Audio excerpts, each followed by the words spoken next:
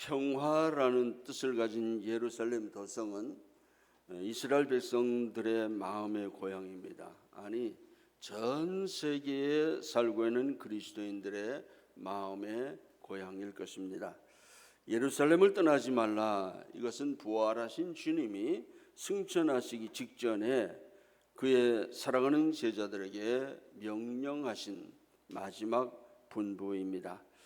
주님은 십자가에 못 박혀 하늘나라 세상을 떠나신 이후에 흩어지기 시작한 제자들을 부활하신 이후에 여기저기 찾아다니시면서 예루살렘으로 모으시고 이제 마지막으로 승천하려는 그 순간에 그들에게 최후의 분부를 하시면서 그 첫 번째 분부의 말씀이 오늘 본문에 있는 예루살렘을 떠나지 말라 하는 것입니다.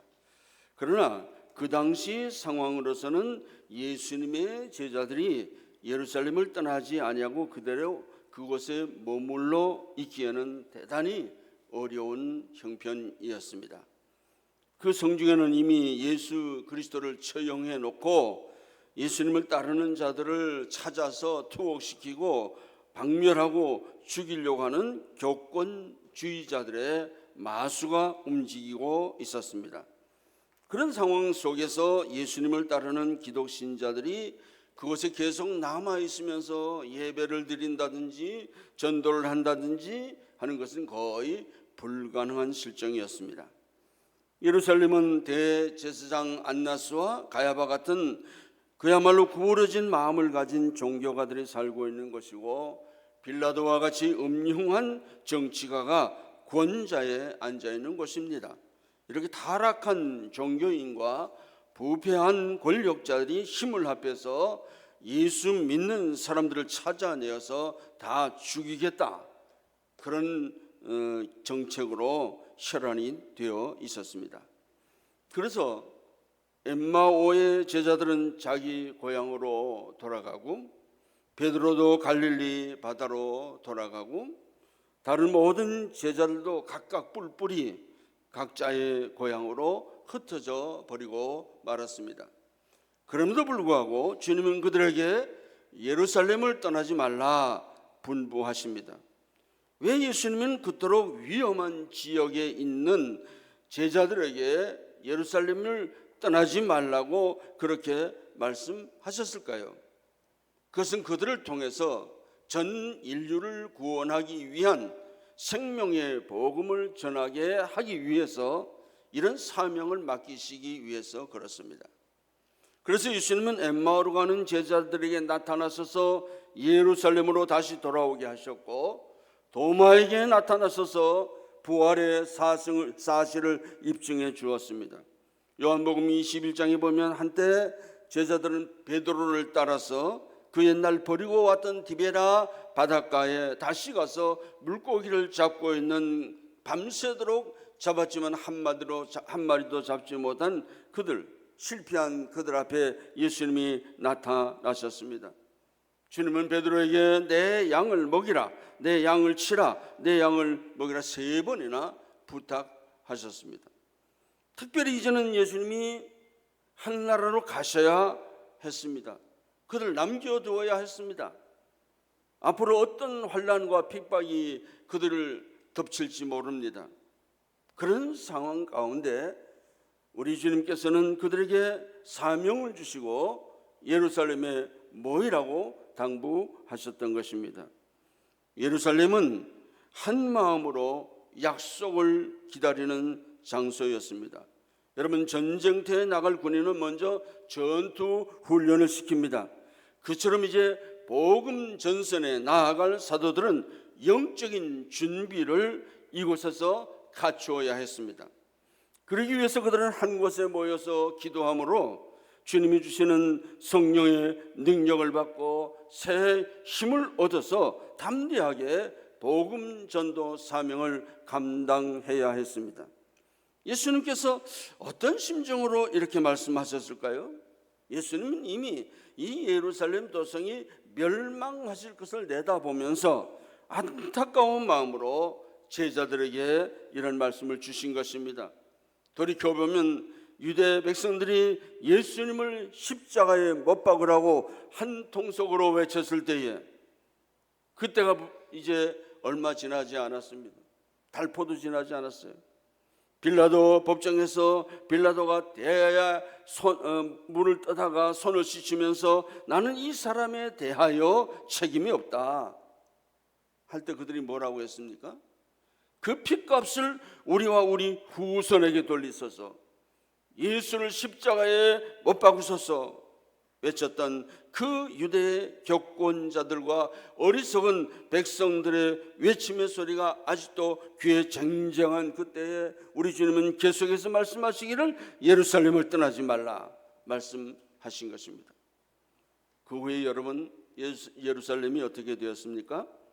하나님을 대적하여 예수님을 십자가에 처형시키고 예수 그리스도의 복음을 전하던 그의 제자들을 잡아서 죽이는 박해가 계속되자 결국은 유대 나라는 예수님의 예언의 말씀처럼 주 70년 로마의 티토 장군에 의해서 멸망을 당하고 예루살렘 성전은 무너져 잿더미가 되고 초토화되고 이스라엘 백성들은 전 세계로 흩어지게 되었던 것입니다.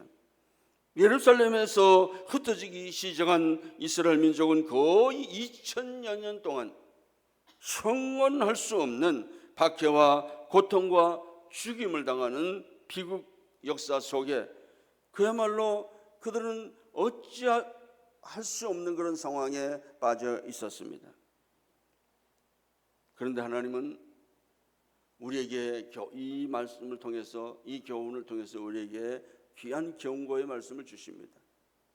하나님을 배반하고 예수님을 십자가에 못 박고 그 죄값을 우리와 우리 후손에게 돌리소서 외쳤던 그들의 죄값은 그야말로 처절한 징벌로 되돌아오게 된 것입니다. 그러던 중 그야말로 하나님의 섭리로 고향 땅 예루살렘에 돌아가자 하는 운동이 싹트기 시작했습니다.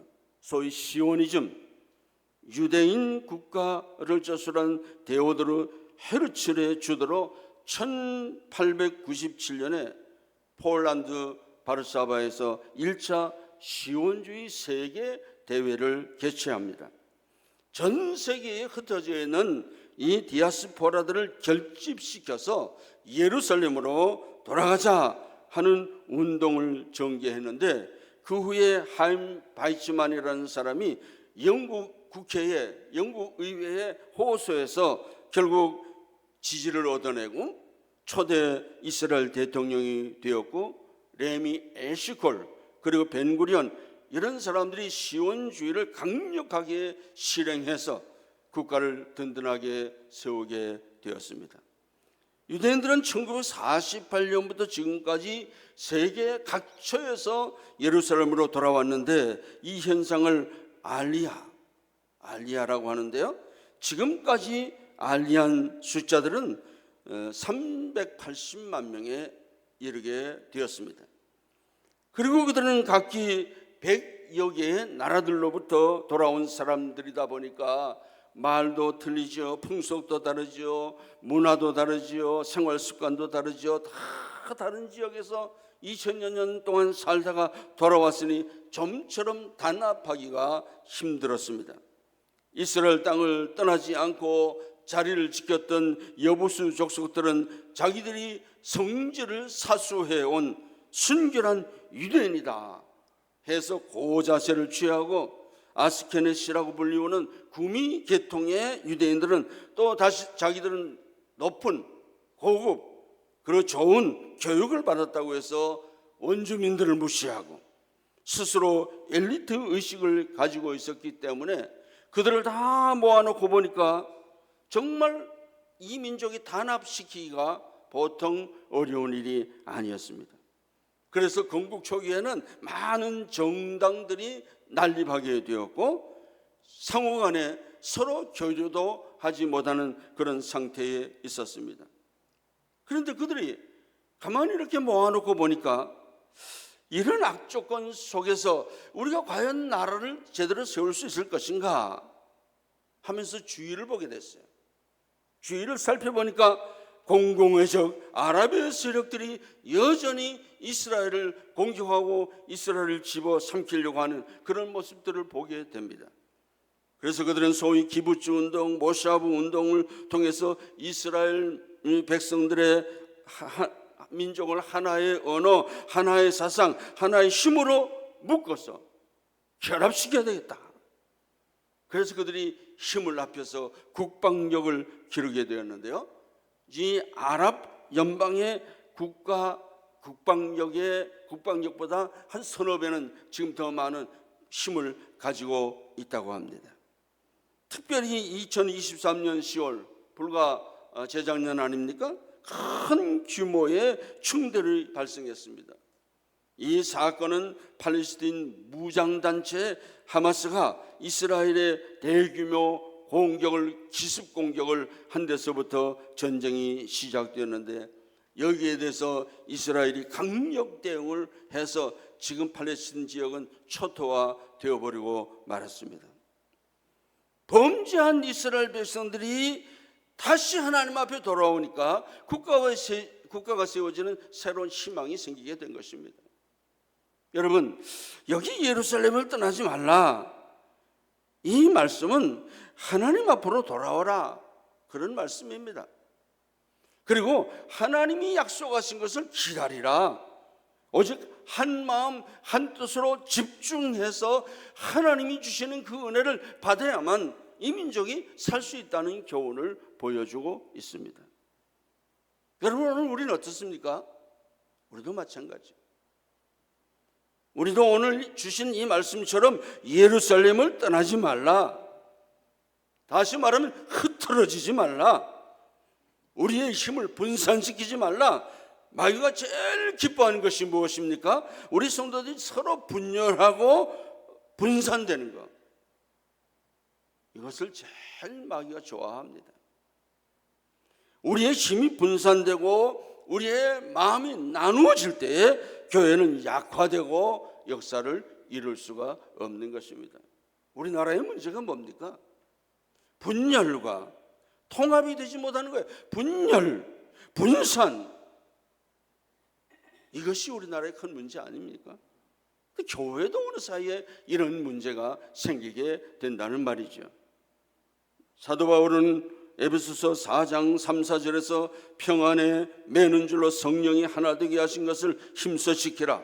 몸이 하나요 성령도 한 분이시니 이와 같이 너희가 부르심의 한 소망 안에 부르심을 받았느니라. 이 말씀은 오늘 우리 교회를 향해서 주시는 말씀인 줄로 믿습니다. 우리 앞에 그 어떤 난관이 오고 어떤 시련이 온다 할지라도 우리 흩어지지 말라는 거예요. 힘을 한 곳에 모으라는 것입니다. 여러분, 이 말씀 무슨 말씀입니까? 하나님 아버지께서 약속하신 성령을 우리가 받을 때에 그 성령을 받아야 되겠는데, 성령을 받으려면 한 마음이 돼야 된다. 내게 들은 바 아버지의 약속하신 것을 지키라, 그렇게 말씀하지 않았어요? 하나님 앞에 성령을 받아야 우리가 능력을 받고 새 힘을 얻게 되겠는데, 그렇게 하기 위해서는 우리가 함께 힘을 합해서 하나님 앞에 기도해야 하는 것입니다. 여러분, 저와 여러분이 우리 모든 성도들이 한마음 한뜻 되기를 바랍니다. 어떤 사소한 일 때문에 마음 상하지 말고 너그러운 마음을 가지고 이해하고 격려하고 한 마음으로 합쳐져야 역사가 이루어지게 되는 것입니다. 저는 기도할 때 그럽니다. 우리 교회는 하나된 성교회가 되었으면 좋겠다. 성도들이 한 마음 한 뜻이 되었으면 좋겠다. 그래야만 우리가 하나님의 뜻을 이루어 드릴 수가 있는 것입니다. 둘째는, 예루살렘은 하나님과의 만남의 장소였습니다. 예루살렘이 역사적으로 솔로몬의 웅장한 성전을 세웠던 장소고, 수룹바벨의 성전이 세워졌던 장소이고, 헤롯이 지은 성전이 지어졌던 장소입니다. 이것은 한마디로 말하면 이스라엘 백성들이 하나님과 만나는 장소였습니다. 그래서 그들은 안식일에 혹은 절기를 따라서 그곳에서 그들의 죄를 잡아가고 민족적으로 번제를 드리고 민족적으로 하나님 앞에 예배를 드렸던 장소입니다. 그런데 지금은 성전이 무너져 버리고 무슬림 알아쿠사 사원이 세워져 있어서 유대인들의 출입이 차단되어 버렸습니다. 유대인들은 이제 서쪽 벽에 눈물로 기도하는 실정입니다. 그들이 하나님의 말씀을 배반하고 저버린 그 고통을 지금 뼈저리게 느끼고 있는 것입니다. 예루살렘은 아브라함이 그 아들 이삭을 제물로 바쳤던 모리아산이요, 주전 1000년경 다윗이 고대 가나안의 수도를 점령해서 그곳에 도읍을 삼아서 시온이라는 이름을 붙인 데서 시작이 되었습니다. 거기에 왕궁이 세워지고 성전이 세워지고 선민 이스라엘을 통치하던 그런 유서 깊은 장소가 바로 이 예루살렘입니다. 그것은 신정국가의 표상이요, 이스라엘의 영원한 영광의 표징이고, 모든 선지자들도 여기서 하나님의 말씀을 증거하고 전달했던 장소입니다. 그런데 이 예루살렘이 그 백성들로 말미암아 순환을 받아왔습니다. 지금부터 2600년 전 주전 586년 바벨론의 느부갓네살 왕에 의해서 폐허가 되기도 했고, 또 주전 70년에는 로마 제국에 의해서 성전이 무너져서 완전히 돌 위에 돌 하나도 첨놓이지 않게 멸망해 버리고 말았습니다. 주 637년에는 회교도 오르마에게 점령을 당했습니다. 그래서 1917년 알렌비 장군이 이끄는 연합군에 의해서 탈환되기까지 무려 1280년 동안이나 모하메드 사원이 거기 자리 잡고 회교의 중심지로 성경이 예언한 멸망에 가증한 것들이 그 위에 세워지기도 했습니다. 그러나 그 옛날 다윗의 권위가 아직도 살아있어서 구약 성경 대부분이 여기서 기록되었기 때문에 이 성지로서의 예루살렘은 이스라엘 백성들의 마음속에 아직도 그대로 살아있습니다. 지금도 전 세계에 흩어지는 기독교인들의 마음에도 예루살렘 하면 왠지 하나님의 성전이요, 또 하나님이 함께 하시는 곳으로 지금도 많은 사람이 사모하고 있습니다. 그래서 기독교인들도 예루살렘에 한번 가봤으면 좋겠다, 그런 생각 가지고 성지순례 하지 않습니까? 요한계시록에도요, 새 예루살렘이 하늘에서 내려온다, 천국을 상징하는 모습으로 그려져 있습니다. 예수님께서 제자들에게 예루살렘을 떠나지 말라고 명령하신 이유 중에 하나는 이와 같은 하나님의 성소, 은혜의 성전이 있는 곳이기 때문에 떠나지 말라는 것입니다. 예루살렘 성소를 떠나서는 하나님을 만날 수가 없다는 것이 바로 이 유대인들의 생각이었습니다. 그래서 그들은 늘 하나님 앞에 나와서 예배드리고 마음에 소원이 있으면 그 소원을 가지고 나와서 제사장들을 통해서 그들이 기도의 응답을 받는다고 믿었던 것입니다. 지금은 물론 이런 장소적인 의미는 퇴색되었습니다마는 영적인 의미에서 예루살렘은 하나님과 만나는 장소의 상징입니다. 특별히 예수님께서 십자가를 지시기 이전에도 예수님이 떠나신 다음에 보혜사 성령이 오셔서 그들에게 진리를 깨닫게 하실 것이라고 예수님이 이 세상에 계시면서 복음 전할 때도 늘 말씀하셨어요. 내가 떠나면 보혜사 성령이 와서 너희들에게 진리를 깨닫게 하겠다 말씀하셨어요. 자, 오늘 본문에도 예루살렘에서 아버지의 약속하신 것을 기다리라 하셨고, 계속해서 말씀하시기를 요한은 물로 세례를 베풀었으나 너희는 몇 날이 못되어 성령으로 세례를 받으리라.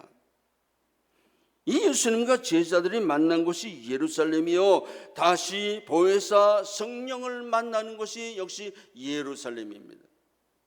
예루살렘은 하나님의 성소인 동시에 인간이 하나님을 만날 수 있는 거룩한 장소를 의미하는 것입니다.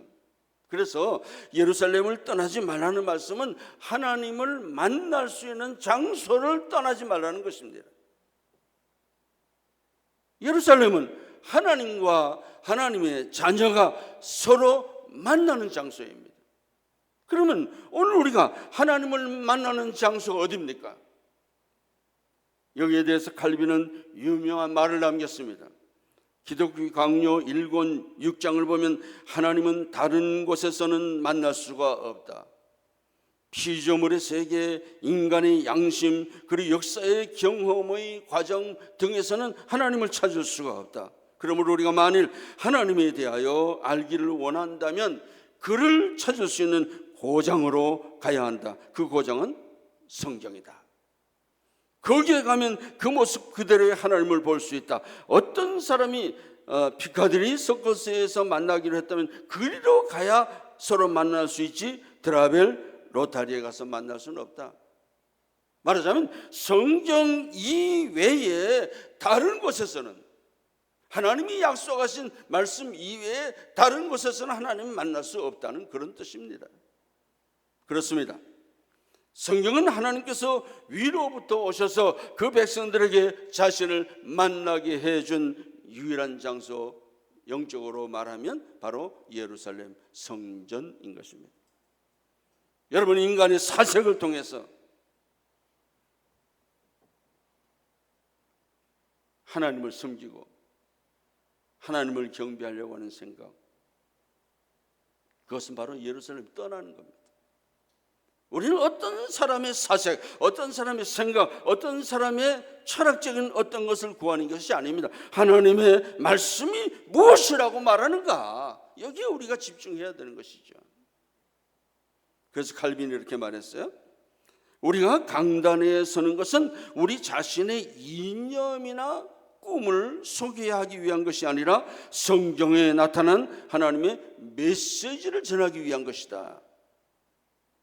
그래서 하나님을 만나지 않은 사람은 하나님의 일꾼이 될 수가 없습니다. 다시 말해서 말씀을 보지 않고 성령을 받지 않은 사람이 하나님의 종이 되어서는 안 된다는 겁니다. 바울은 그리스도의 영이 없으면 그리스도의 사람이 아니라고 했습니다. 하나님을 만나려면 약속된 장소에 가야 되고, 그것이 예루살렘 성전이고 그것이 바로 하나님의 말씀인데, 그 하나님의 말씀을 내가 받아야 비로소 우리는 하나님의 자녀가 되고 비로소 나는 하나님의 종이 될 수 있다는 말입니다. 성경 말씀 없이 성령의 역사는 있을 수가 없는 것입니다. 성령은 말씀 속에 영감되었고 그 말씀을 통해서 역사하시기 때문에 성경 말씀을 떠나서 인간의 윤리나 인간의 어떤 수단에 의해서 운영되는 교회는 하나님께서 역사하지 않는다는 사실입니다. 왜 세계 역사를 우리가 볼 때에 왜 교회들이 망하고 무너지게 되었는가? 이 하나님의 말씀에서 떠나서 그렇습니다. 사랑하는 여러분, 예루살렘 성전, 오늘날 우리 교회는 우리가 하나님을 만나는 장소입니다. 우리가 일평생 동안 늘 교회를 그리워하고 이곳에서 하나님을 만나서 하나님이 주시는 은혜와 축복을 받는 믿음 생활을 잘할 수 있는 여러분 되시기를 주님의 이름으로 축복합니다. 한 가지만 더 생각한다면 예루살렘은 평화의 전당이기 때문에 떠나지 말라고 했습니다. 예루살렘 말 자체가 평화의 기초라는 뜻입니다. 그러니까 이 평화로운 처소여 은혜의 처소가 바로 예루살렘이라는 것입니다. 아브라함이 318명의 가정 병력을 인솔해서 롯의 식구들을 구하기 위해서 떠났는데 구출하고 돌아올 때에 살렘 왕 멜기세덱이 그를 축복했던 사실이 창세기 14장 18절에 기록되어 있는데, 그 사람이 있던 곳 살렘성, 그 살렘이 바로 오늘날 예루살렘이에요. 살렘이란 말이 평화란 말입니다. 자, 오늘 우리에게 진정 필요한 것은 무엇입니까? 평화예요. 평화. 남북한도 평화가 이루어졌으면 좋겠고, 우리와 우리 개인과 개인 사이에도 평화가 이루어졌으면 좋겠고, 우리 민족도 다 평화가 이루어졌으면 좋겠습니다. 예루살렘은 평화예요. 각박한 인간 사회에 살다가 그래도 한 번씩은 찾아와서 마음이 위안을 얻고 참된 하나님의 뜻을 발견하고 은혜를 받는 장소가 있어야 되지 않겠습니까? 이스라엘 사람들은 그 장소가 바로 예루살렘이었습니다. 우리는 하나님을 만나서 우리의 마음을 토해놓고 하나님으로부터 어떻게 살아야 될 것인가 위로를 받고 용기를 얻어서 말씀을 통해서 은혜를 받고 나가서 새로운 삶을 살게 되는 것이 바로 교회입니다. 여기가 예루살렘입니다. 그래서 우리는 성전을 사모하는 것입니다.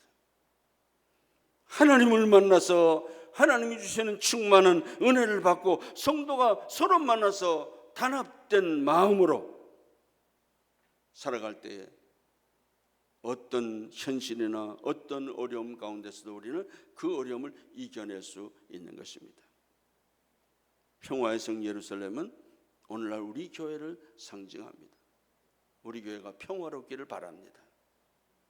그래서 존 뉴턴은 1779년 시편 87편을 근거로 해서 시온성과 같은 교회를 불렀습니다. 이 곡은 조금 전에 우리가 210장에서 불렀죠. 모든 성도들이 애창하는 그런 찬송 가사입니다. 시온성과 같은 교회, 그의 영광 한없다. 허락하신 말씀대로 주가 친히 세웠다. 반석 위에 세운 교회 흔들 자가 누구냐. 모든 원수 애워싸도 아무 근심 없도다. 정말 우리가 마음속에 평화를 원하고 우리 생활에 안정을 원한다면 우리는 이 교회를 떠나지 말아야 합니다. 예루살렘을 떠나 여리고로 내려가던 나그네가 강도에게 봉변을 당했듯이 교회를 떠나서는 성공과 번영과 평안을 찾을 수가 없는 것입니다. 하나님의 백성이 시온성 예루살렘을 이탈하면 어디서도 참 평안을 찾을 수가 없습니다. 예루살렘은 평화의 전당이고 오늘날 교회를 상징합니다. 여기는 우리들이 다 같이 모여서 교제를 나누고 말씀을 나누고 찬양하고 예배드리는 장소입니다. 이것을 떠나서는 우리에게 소망이 없습니다. 다른 어디 가서 우리가 하나님 만날 수 있습니까? 우리 마음의 성전에서 우리가 하나님 만나고 이 자리에서 교제하고 하나님 앞에 영광 돌리고 뜻을 모아서 하나님의 사역을 감당하는 그것이 바로 우리 교회입니다. 예수님이 승천하신 후에 약 500여 명의 성도들이 승천하신 모습을 바라보고 예루살렘 모이라 해서 이 성도들이 모였어요. 마가 요한의 다락방에서 주님이 약속하신 성령을 기다리며 그들이 모였습니다. 그런데 모여서 기도하다 보니까 한 열흘 동안 기도를 했는데 기도하다 보니까 많은 사람들이 이런저런 사정으로 그 자리를 떠나버렸어요. 그 최후까지 예수님의 명령대로 예루살렘에서 떠나지 않았던 사람이 모두 120명이에요. 그들에게 드디어 성령의 강력한 역사가 나타나게 되었고 그들이 성령 충만을 받게 되었습니다. 원수들의 박해가 계속되는 그 위험한 도성에서 그들이 그 위험을 무릅쓰고 죽음을 각오하고 그들이 모여서 기도했습니다.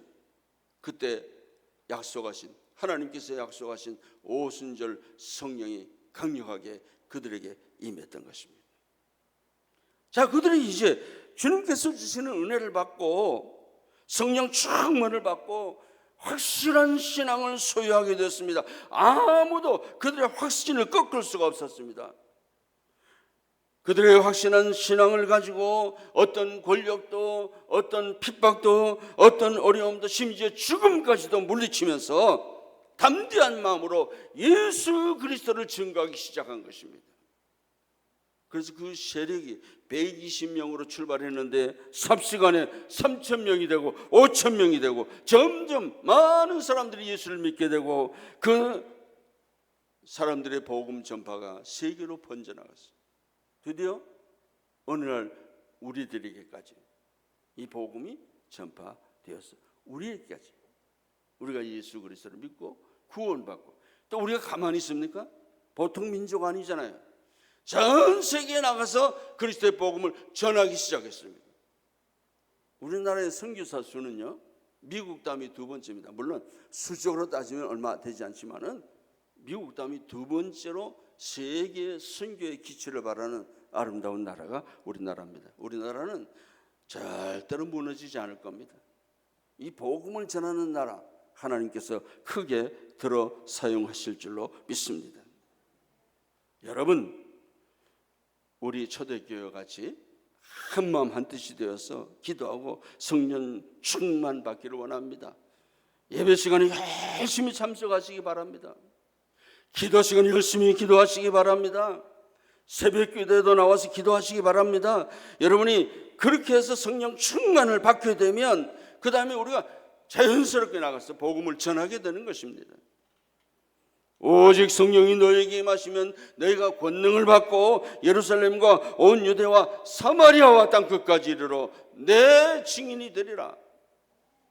그러므로 너희는 가서 모든 족속으로 제자를 삼아 아버지와 아들과 성령의 이름으로 세례를 베풀고 내가 너희에게 분부한 모든 것을 가르쳐 지키게 하라.